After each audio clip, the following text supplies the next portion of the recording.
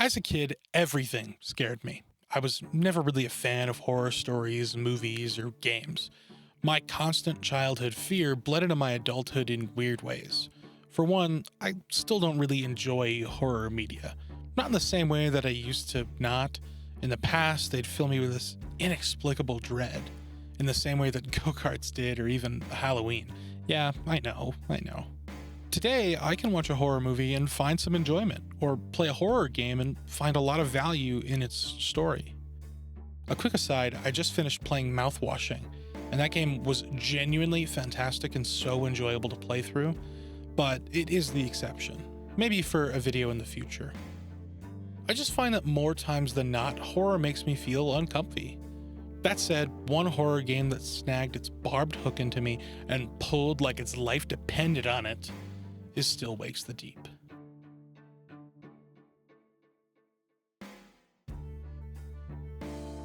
I think this game is a masterclass of the type of horror that I enjoy.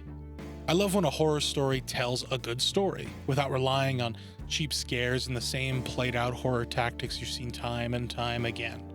Yeah, the first jump scare got me, but the 15th doesn't really hit the same. This isn't gonna work. Okay. Jesus. It just appears. What I'm talking about here is psychological horror. Every horror game I've played that I've enjoyed was in some way a psychological horror.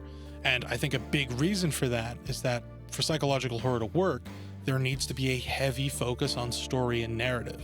Some of my favorite psychological horrors completely immerse you in the world. You feel for characters and sympathize with their situation. In the case of Mouthwashing, there weren't too many moments that scared me in the way that you'd traditionally think, but in a long-winded, back-of-my-mind kind of way. When a game jump scares me at every turn, I don't have weird dreams the following night. I get frustrated and stressed out. But when that game tells an immersive and usually twisted and dark story, those tales sit with you, in the back of your mind, in your gut, and they fester.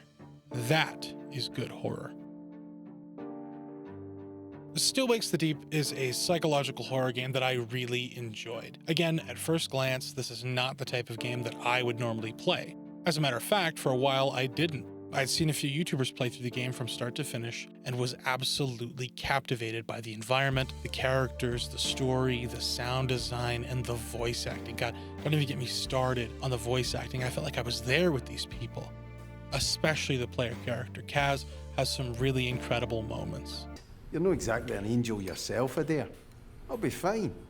Well, you're not be missed. You wouldn't know a day's graft if it slapped you in the face. I'd like to see you try and do my job. You wouldn't know a spark plug from a fucking hairdryer.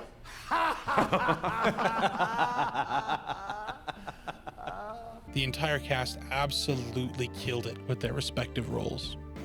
Alright, here is the obligatory spoiler warning. You get the gist by now. I'm gonna spoil this game a lot.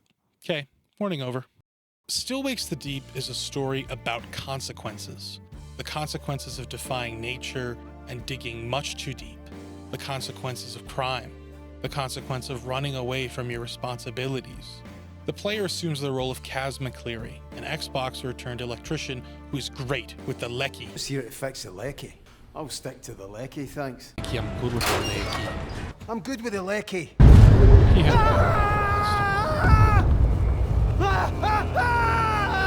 On Barrier D, an oil rig in the North Sea. The game begins with Kaz reading a letter in his room. It's a few weeks before Christmas, and his wife, Suze, wants a divorce. She's tired of the fighting. She's angry that he's gone away from her and the kids and wants him home. But she's giving up on them. Armed with this information, Kaz heads to breakfast to confide in his longtime friend Roy, a portly diabetic chef on the rig and the man who got him this job. After a few words of advice, Kaz is called over the intercom by Henrik, the site manager of the Barrier D and Kaz's boss. He is pissed. McCleary, to my office. That means now, not as soon as you're ready. Now. Kaz makes his way up to Rennick's office, only to find that law enforcement had gotten a hold of Henrik and informed him of Kaz's not-so-distant criminal activities. Kaz assaulted a guy because he offended his wife, Suze. Kaz is fired, and Rennick sends him off to the helipad, and he begrudgingly complies. That trouble with the missus? You're fired. You hear me? Fired. However, during Kaz's firing, Rennick takes a phone call from somewhere else on the rig. Another rig worker, Gibbo, is expressing his concern, as their drill has arrived at an unknown object. Gibbo asks Rennick permission to stop the drill and assess what lies beneath. Rennick, obsessed with profit and timeliness over safety, advises Gibbo to drill anyway. What none of them knew is that beneath the drill, there lay a long, dormant creature awakened by the drill on Beiridi. It's called The Shape. Have you ever seen John Carpenter's The Thing?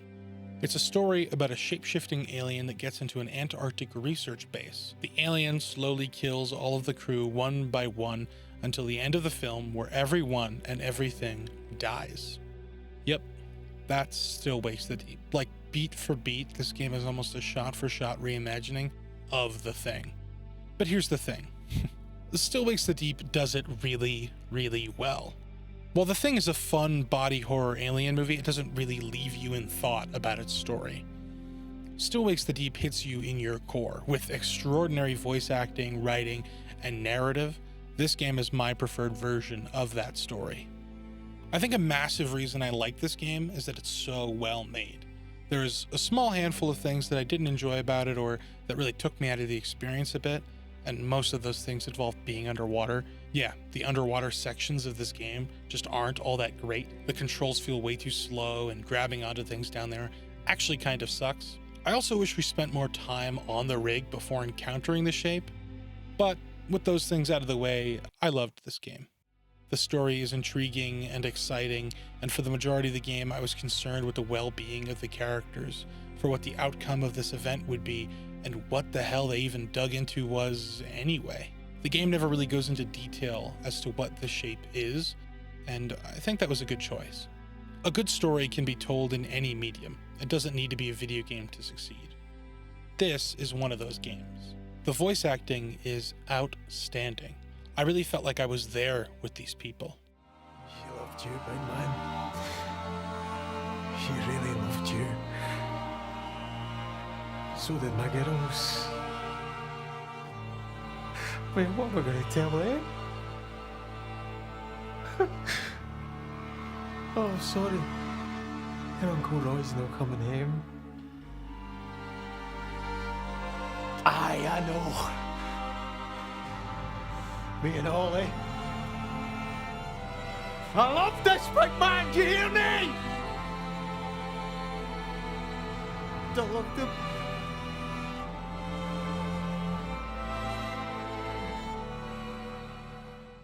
Another reason for that is the sound design.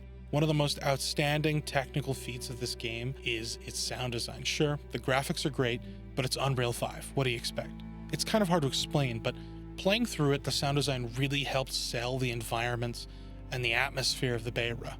It is astounding in every section of the game, but especially in monster encounters.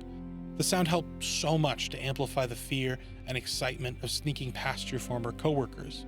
Even walking around the rig is audibly interesting. The first time you step onto the deck of the Beira, you hear the wind, the waves, the rain, the equipment squeaking and swaying in the wind, other rig workers chatting or arguing. It feels like a real place and time that you get to visit and explore. Then, when things turn south, you get that same level of immaculate sound design, topped with sprinkles of horror music that works so well together throughout the game. George!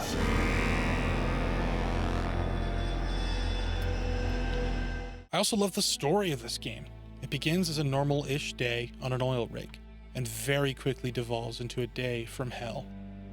Kaz remains hopeful for most of the game, up until the very end. Hopeful to see his family again, hopeful to get off the rig, hopeful to be done with his past and be a changed man, hopeful to save his friend Roy, and hopeful to reconcile with his wife. Whenever he gets near the Shape, he sees flashbacks to his life ashore, with Suze, his marital problems, the abuse he was dealt at the hands of his father. Despite this, he remains hopeful until the very last few minutes of the game. Despite everyone he works with dying one by one, either turned into an amalgam of flesh and supernatural oil goop, or ripped to pieces by their fellow gooped up coworkers. Or in the case of his good friend Roy, diabetes. When it's down to just Kaz, Finley, and Brody, Finley, an engineer on the rig who is fairly close to Kaz, she's one of the first people we encounter at the beginning of the game. Kaz actually gives her his lighter, saying he won't be needing it anymore at the very beginning. Anyway, back at the end of the game, Kaz regroups with Finley to find her very unhappy, almost unwell. Kaz learns that Brody, their third and likely last living friend, is stuck in the pontoons. The pontoons that you just flooded in an effort to float and balance the rig. You thought he'd be out by now. It was his idea all along. Brody, before he drowns under the oil, gas, and water flooding the pontoons, informs you that the Beira is full of gas and oil, and one errant spark can cause the entire thing to go off. Finley, on her own, decides that it's doomed. She takes off towards the derrick to ignite the powder keg. Kaz, still full of hope, chases after Finley to stop her. Eventually, she's caught under a crumbling crane and is pinned, bleeding out. She convinces Kaz that blowing up the rig is the only way to protect their families and the rest of humanity from whatever this thing is. She asks Kaz, "Who is it you hear when it's close?" The hallucinations Kaz has been having throughout the game of his wife, well, everybody else has been having them too, just with their own loved ones. With her dying breath, Finley asks Kaz, For once in your life, be brave. to not allow this thing to get to the mainland and to light the spark. Kaz agrees.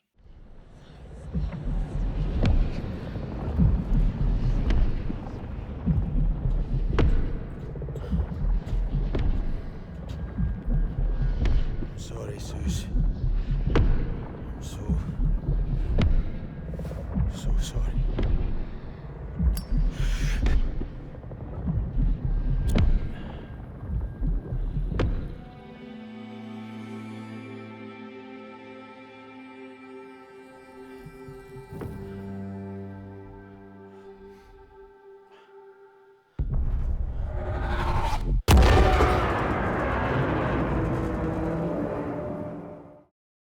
I don't think Still Wakes the Deep is a perfect video game by any means, and it isn't even a perfect horror story. We've seen this one before a few times.